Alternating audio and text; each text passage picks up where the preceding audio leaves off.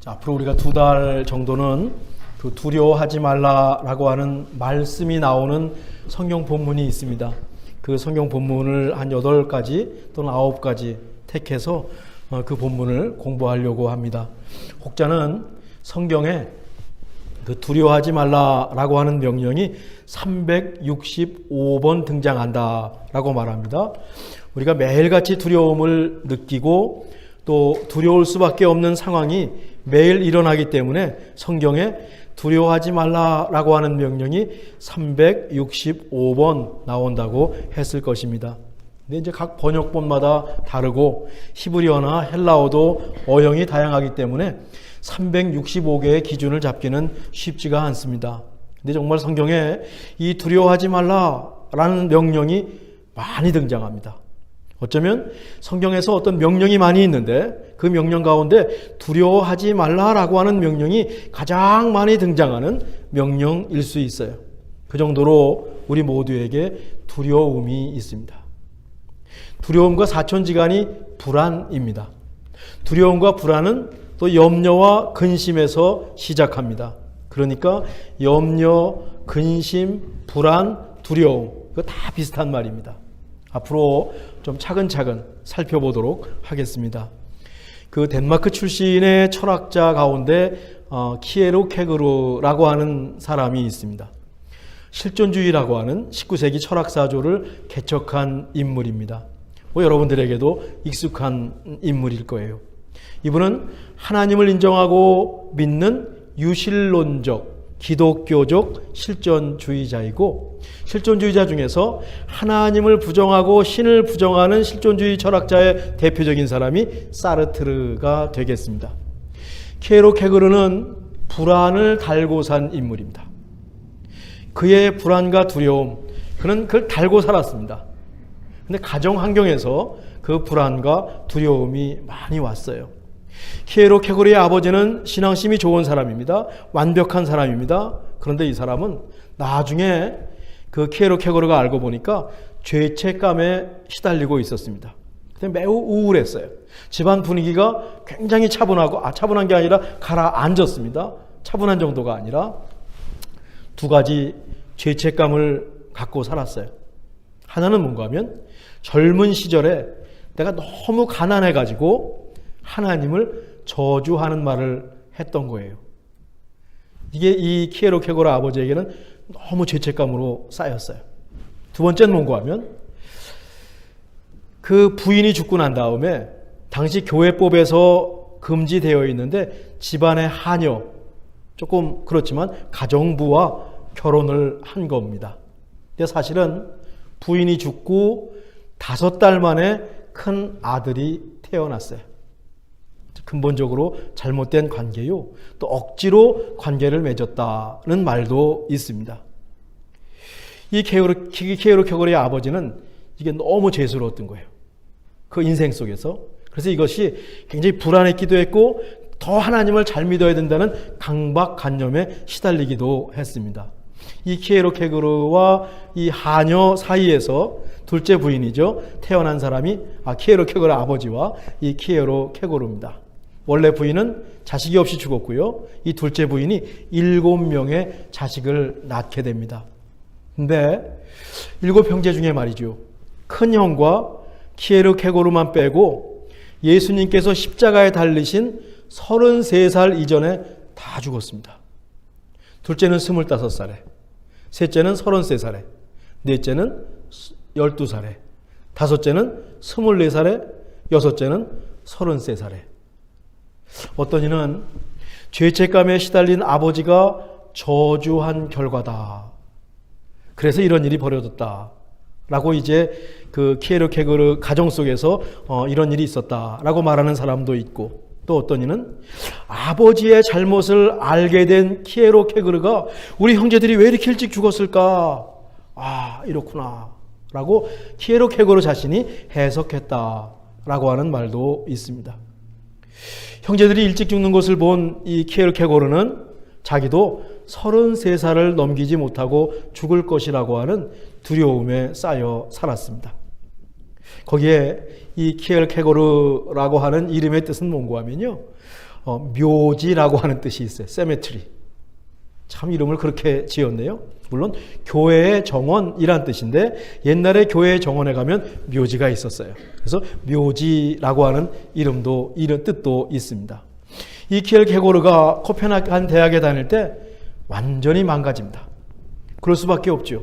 형제 5이 33살 전에 다 죽었어요. 다음은 누굽니까? 내 차례입니다. 이게 어디 정상 생활이 가능하겠습니까? 게다가 아버지가 아주 엄격하게 키웠어요. 자기가 잘못한 것을 아이들에게 전가시켰어요. 그래서 아이들만을 아주 완벽한 신앙인으로 키우고 싶어서 엄격하게 키우다 보니까 이 주눅이 들었어요. 늘 집안 분위기가 엄격한 거예요. 엄한 거예요. 자유란 없는 겁니다. 대학에 가서 완전 풀어졌죠. 그러다가 한 여성을 만나서 사랑에 빠집니다. 청혼까지 했는데 또 키엘케고르가 일방적으로 파혼을 해요. 아마 자기는 33세 죽을 수도 있다는 생각을 했을 것이고 자의식이 굉장히 강한 분입니다. 아니, 이 키엘케고르는 외골수 성격이 있었어요. 아버지한테 그런 교육을 받다 보니까 자기도 똑같이 외골수 성격이 있어가지고 또 그냥 파혼을 해버립니다. 그리고 독일로 가가지고 철학을 공부해요. 그리고 또 신학을 공부하고 목사가 되겠다, 사제가 되겠다는 생각을 합니다. 이 키엘케고르는 인생을 3가지 단계로 나눴습니다. 어쩌면 자기 인생에 빗대서 그런 생각을 했을 수도 있어요. 청년 시절의 쾌락과 세상의 아름다움을 찾아 나선 시절을 심미적 단계다. 세상의 즐거움을 쫓습니다. 내가 출세하고자 합니다. 내 중심입니다. 감각적인 삶인데 이게 금방 시들어버리는 겁니다. 사랑하는 여인을 만나서 그동안의 삶을 회개하고 또 바른 삶을 살기로 다짐을 해요. 윤리적 단계입니다. 세상 속에서 바르게 살자. 심미적 단계에서는 내가 중심이었습니다. 내가 좋은 것을 했습니다. 윤리적 단계에 가서는 그래도 세상을 생각해보고 다른 사람들을 생각하면서 바른 것이 무엇일까? 거기서 선택하려고 하는 삶입니다. 3번째로, 잘 되지가 않아요. 인간이 바르게 사는 게 쉽지가 않습니다. 결국 하나님께 나갑니다. 하나님께 모든 것을 맡기고 하나님 앞에 단독자로 섭니다. 이것을 종교적 단계라고 했습니다. 심미적 단계가 육체라면, 윤리적 단계가 정신이라면, 종교적 단계는 이 모든 것을 포함하고 또 뛰어넘는 영적인 단계라고 볼 수 있습니다. 그러니까 키엘케고르에게는 인간이 도달할 수 있는 최고의 수준이 어딘가 종교적 단계다라고 말을 한 것입니다. 하나님을 믿는 것이, 그 신앙을 갖는 것이, 온전한 신앙을 갖는 것이 최고의 단계요, 최고의 성숙이라고 말한 겁니다. 우리에게도 익숙한 이것이냐 저것이냐, 죽음에 이르는 병, 불안의 개념, 많은 저서를 남겼습니다. 독신으로 살았고요. 그런데 너무 허무하게 죽습니다. 거리에서 넘어져가지고 졸도했어요. 그리고 5일인가 앓다가 죽었습니다. 그의 나이 42살이었습니다. 33살보다는 오래 살았어요. 그의 삶은요, 어쩔 수 없는 불안과의 싸움이었습니다. 그렇겠죠. 이건 죽음에 대한 불안이고 죽음에 대한 두려움이니까 이거 보통 어려운 게 아닙니다. 게다가 당시 덴마크 교회가 엉망진창이었어요. 이 성격이 그러니까 고드니까 또 교회의 타락에 대해서 바른 말을 하다가 핍박도 많이 당했습니다. 쉽지 않은 겁니다. 키엘케고르가 죽음에 이르는 병에서 저런 말을 해요. 조금도 절망하지 않고 있는 사람, 다시 말해 마음 깊은 곳에 동요나 불안 따위를 갖고 있지 않은 사람은 단연코 한 사람도 없다. 제가 조금 단순하게 번역을 했어요. 절망하지 않는 사람, 이 마음 깊은 곳에 염려, 근심, 고뇌, 동요하는 것, 이런 거 없는 사람은 한 사람도 없다. 근데 어떤 사람은 이 불안과 절망을 가지고 죽음에 이르는 병에 걸리고, 어떤 사람은 이 절망을 가지고 이 절망을 극복하면서 다시 소망 가운데 들어간다 라고 말을 하면서 이 절망이 하나님을 만나는 기회로 만들 것을 키엘케고르는 요청하고 있습니다. 절망 속에서 찾아오시는 하나님을 만나고 절망을 신앙의 힘으로 극복해내라 라고 하는 것이 이 키엘케고르의 삶이요 메시지입니다. 아브라함이 이삭을 바치는 과정을 풀어낸 두려움과 떨림이라고 하는 책이 있습니다. 공포와 전율이라고 번역했는데 두려움과 떨림이 맞습니다. Fear and trembling 이라는 겁니다. 아니, 하나뿐인 아들을 하나님이 바치라고 해요. 하나님이 주신 아들을 바치라고 해요. 아버지가 아들을 죽여야 됩니다. 여러분, 자식들이 아프면 이 병을 내가 앓고 싶습니다. 하나님, 나에게 이 병을 나에게 주십시오 라고 말할 텐데 아버지가 아들을 죽여야 됩니다. 이건 윤리적으로 맞지 않는 겁니다. 아버지로 해서는 안 되는 겁니다. 그런데 아브라함이 그 일을 하지 않습니까? 이거는 세상의 심미적인 것이나 윤리적인 것이나 세상의 것으로 설명이 되지 않는 거예요. 이게 종교적인 차원의 삶이다 라고 하는 것입니다. 그 정도의 신앙에 이르는 것이 쉽지 않지만 킬케고르는 꾸준히 그 길을 가기를 제안합니다. 두렵고 떨림으로 너희 구원을 이루라. 이것이 참된 종교적인 차원의 삶이요. 우리 그리스도인들이 이 정도까지 위에 올라가야 그리스도인이다 라고 말할 수 있는 것이요. 킬케고르 입장에서는 인생을 어떻게 살 것인가, 여기까지 나갔을 때 그 인생이 참된 인생입니다 라는 것입니다. 앞으로 두려워하지 말라는 말씀을 우리가 차례로 살펴보게 됩니다. 우리가 신앙이 자라갔으면 좋겠습니다. 우리의 인생이 자라갔으면 좋겠습니다. 우리 안에 있는 염려와 근심, 불안과 두려움을 말씀으로 그리고 하나님을 믿는 신앙으로 통제할 수 있으면 좋겠습니다. 없어지진 않습니다. 근데 컨트롤, 매니지 할 수 있기를 기대합니다. 말씀 속에 임하는 하나님의 능력을 또한 구합니다. 이제 오늘 우리가 살펴볼 말씀은 시편 42편과 43편이에요. 시편은요, 모세 오경을 따라서 5권으로 이제 이루어져 있는데 이 42번은 두 번째 시작하는 시편이 42편이요. 이 42편과 43편은 서로 이어져 있는데 한 시편인데 이것이 예배를 위해서 편의상 둘로 나눠졌다라고 봅니다. 이 42편과 43편에는 후렴이 나와요. 우리 찬양할 때 후렴이 나오지 않습니까? 내 영혼 평안해, 우리 찬양대가 있는데 후렴이 나와요. 그 후렴이 뭔고 하면 오늘 우리가 살펴볼 말씀 속에 있는데 5절과 11절과 43편 5절에 나오는데 내 영혼아 네가 어찌하여 낙심하며 어찌하여 내 속에서 불안해하는가. 너는 하나님께 소망을 두라. 그가 나타나 도우심으로 말미암아 내 하나님을 여전히 찬송하리로다. 그러니까 1절을 부른 다음에 후렴을 하고 또 2절을 부른 다음에 후렴을 하고 43장으로 넘어가서 3절을 한 다음에 후렴이 나오는 그런 그 구조가 시편 42편과 43편. 아, 예배 올 때 이 시편을 노래했었구나. 금방 우리가 가늠할 수 있죠. 시편 기자는요, 잘 믿는 사람입니다. 하나님 잘 믿는 사람이에요. 1절과 2절에 보면 이 사람이 하나님을 얼마나 잘 믿었는지 알 수 있어요. 우리 한번 읽어볼까요? 하나님이여 사슴이 시냇물을 찾기에 갈급함같이 내 영혼이 주를 찾기에 갈급하나이다. 내 영혼이 하나님 곧 살아계신 하나님을 갈망하나니 내가 어느 때에 나아가서 하나님의 얼굴을 배울까. 목마른 사슴이 물이 있는 시냇가를 찾아 헤매는 모습을 눈에 그려보는 거죠.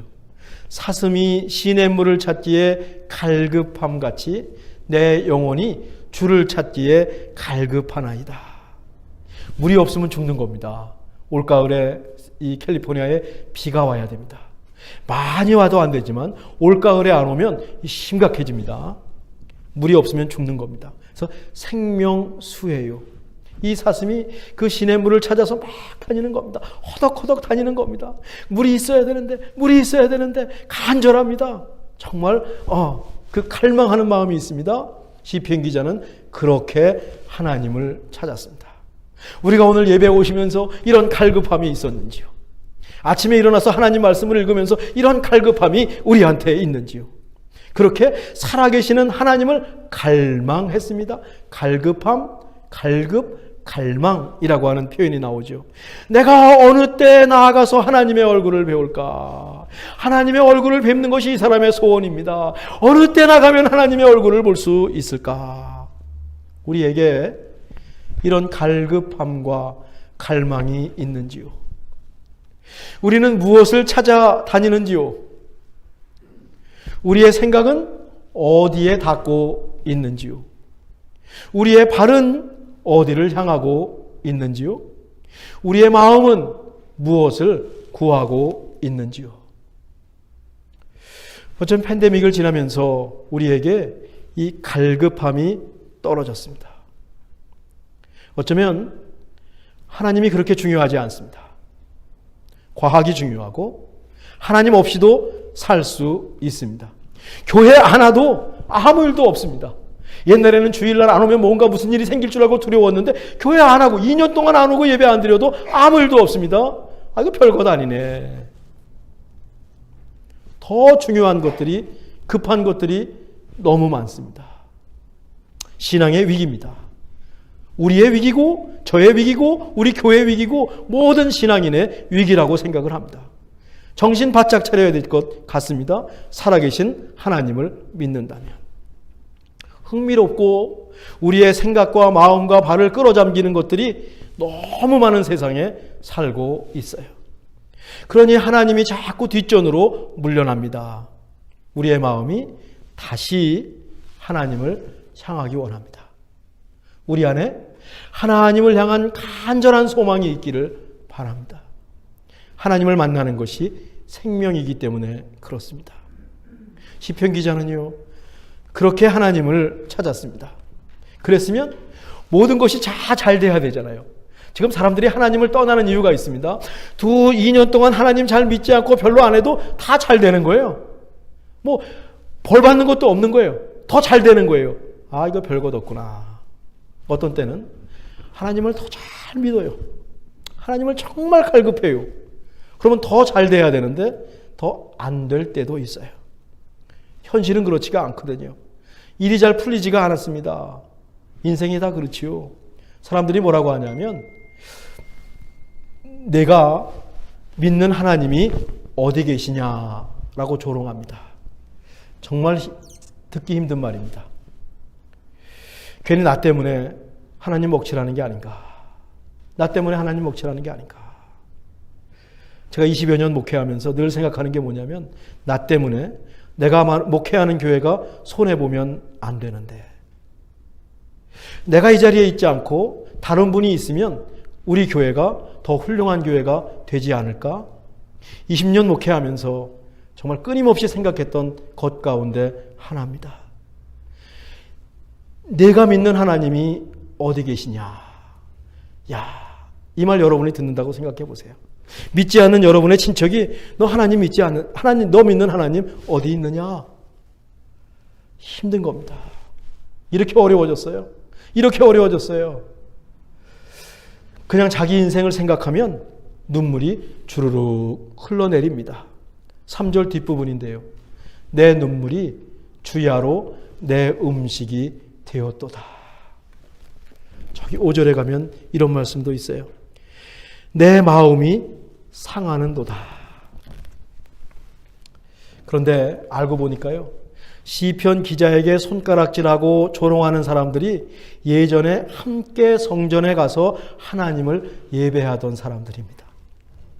가까운 사람이 상처를 줍니다. 먼 사람은 상처 주지 않아요. 오다 가다 만나는 사람 상처 주지 않습니다. 가까운 사람이 상처를 주고 받습니다. 사정을 모두 알기 때문에 비난하고 조롱하는 거죠. 모르면 이 사람이 하나님을 믿는지 안 믿는지 어떻게 알겠어요.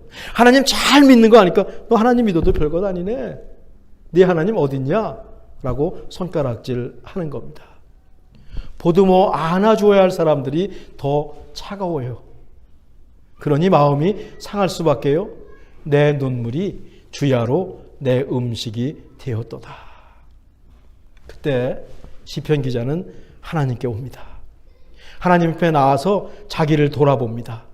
그리고 하나님을 찾습니다. 앞에서 말한 후렴구예요. 42장 5절입니다. 우리 함께 읽으시죠. 내 영혼아 내가 어찌하여 낙심하며 어찌하여 내 속에서 불안해하는가. 너는 하나님께 소망을 두라. 그가 나타나 도우심으로 말미암아 내 하나님을 여전히 찬송하리로다. 아니 자기가 자기한테 얘기하면서 자기를 이렇게 앞에다 놓은 것처럼 얘기를 해요. 내 영혼아 자기를 객관화했다는 겁니다. 어려울 때 자기 속에 들어가서 있으면 굉장히 힘듭니다. 내 자신을 객관화하고 멀리서 내 자신의 상황을 볼 수 있으면 상당히 이 불안과 두려움에서 빠져나오는데 도움이 되는데 오늘 시편 기자가 그 일을 하고 있어요. 내가 어찌하여 낙심하며 어찌하여 내 속에서 불안해하는고. 낙심이라고 하는 말은 마음이 뚝 떨어지는 거예요. 히브리어 의미도 비슷해요. 마음이 바닥까지 떨어졌어요. sink down 이란 뜻입니다. 마음이 녹아내렸습니다. melt away 라고 하는 뜻입니다. 마음이 우울하죠. 디프레스 되죠. 낙심은 어디로 이어집니까? 불안으로 이어지는 거예요. 불안에 해당하는 히브리어 동사에는요, 폭풍이 몰아치는 느낌입니다. 이 불안이라고 하는 말은요, 마음이 사정없이 흔들립니다. 소용돌이칩니다. 불안해서 어쩔 줄 모릅니다. 안절부절입니다. 두려움이 어택한다 그러죠. 이 말이 바로 불안이라고 하는 겁니다. 그 다음에 두려움이 찾아오죠. 지금 시편 기자가 그 정도로 어렵습니다. 그 정도로 힘듭니다. 근데 이 낙심과 불안, 두려움에 머물지 않고 거기서 빠져나옵니다. 그리고 자기를 향해서 선포합니다. 너는 하나님께 소망을 두라. 지난 시간에 말씀드렸죠. 어느 한 가지 구절이 한 단어가 우리의 인생을 변화시킵니다. 한가운데 있죠. 너는 하나님께 소망을 두라. 영어 hope in God 이라고 하는 단어입니다. 무슨 일이 있어도 하나님을 붙잡겠다라고 하는 고백이죠. 히브리어 본문에는 무슨 말이 있냐면 그가 나타나 도우심으로 말미암아 내 하나님을 여전히 찬송하리로다. 그가 나타나 도우심으로 말미암아 히브리어 본문은 두 단어입니다. 구원, 그의 얼굴, 하나님의 얼굴입니다. 단어 끝에 있습니다. 낙심되고 불안한 바로 그 지점에 그의 얼굴을 갖다 놓는 겁니다. 낙심되고 불안하고 두려운 그 지점에 하나님의 얼굴을 갖다 놓는 것입니다. 그 낙심과 두려움을 그대로 대면하는 것이 아니라 하나님을 얻어 놓고 너는 하나님께 소망을 두라 말씀을 가운데 두고 필터링 하는 것입니다. 하나님의 얼굴을 대입합니다. 신앙을 대입합니다. 거기서 하나님을 만납니다. 하나님께 소망을 둡니다. 그때 놀라운 고백이 가능해요. 내 하나님을 여전히 찬송하리로다. 어떤 상황 속에서도 변함없이 하나님을 찬양하겠다는 고백입니다. 이게 쉽게 되었겠습니까? 이런 과정과 절차를 끊임없이 했을 것입니다. 키엘케고르는 인생 내내 이런 일을 했습니다. 다섯 형제가 33살에 죽은 것을 본 키엘케고르, 묘지라고 하는 이름을 가진 키엘케고르가 그나마 견뎠던 것은 신앙의 힘일 것입니다. 그렇지만 두려움과 불안이 그를 떠나지 않았습니다. 그래서 고민했습니다. 하나님 앞에서 씨름했습니다. 그러면서 아브라함의 믿음, 세상의 상식이나 힘을 뛰어넘는 진정한 믿음을 구했습니다. 참된 그리스도인이라면 어떻게 살아야 할까? 이것이 키엘케고르가 평생 갖고 있던 질문입니다. 쉬운 인생 없습니다. 정도의 차이가 있을 뿐입니다. 그러니 어려움을 어떻게 관리하고 통제하느냐가 중요합니다. 예수님 믿으면 어려움 사라집니다. 이게 거짓말입니다. 이건 사기입니다. 중요한 건 뭡니까? 어려움을 어떻게 관리하고 통제하느냐? 우리는 하나님을 믿으니까 신앙 안에서 관리하고 통제해야 되겠죠. 그것을 우리가 앞으로 살펴보게 될 것입니다. 어쩌면 답은 뻔하지만 또 살펴보고 또 살펴보면서 우리의 두려움과 우리의 이 불안을 떨쳐버리고 싶은 겁니다. 시편 기자는 하나님께 나왔습니다. 스스로 다짐하고 하나님께 소망을 두라고 명령했습니다. 왜 이렇게 낙심하고 불안해하느냐? 아무개야, 하목사야, 왜 이렇게 낙심하고 불안해하느냐? 자기에게 말하는 겁니다. 하나님이 계신데 왜 그러니? 하나님 믿는다고 하면서 왜 그러니? 다시 하나님께 소망을 두라고 스스로에게 명령해요. 아무리 힘들어도 여전히 하나님을 찬양합니다.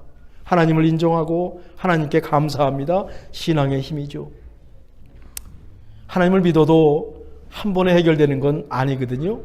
그만큼 우리 인생이 크고 우리 인생이 우리가 사는 세상이 소용돌이입니다. 그래도 또 시작하고 또 기도하고 하나님의 얼굴을 또 구하면서 주어진 인생길을 살아가는 것이 믿음입니다. 참된 그리스도인의 삶입니다. 우리 한 주간 힘들 때마다 오늘 본문을 읽고 또 묵상하고 스스로에게 말합시다. 내 영혼아, 아무개야, 네가 어찌하여 낙심하며 어찌하여 내 속에서 불안해하느냐. 너는 하나님께 소망을 두라. 그가 나타나 도우심으로 말미암아 내 하나님을 여전히 찬송하리로다. 기도하겠습니다.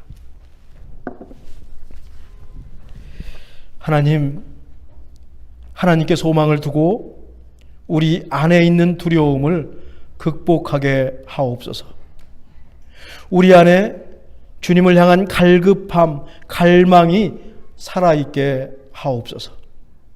주님을 구하면서 한 주간 살 때 찾아오시고 도와주시고 또 구해주시는 우리 주님을 만나게 하시고 우리의 찬양이 되게 해 주옵소서.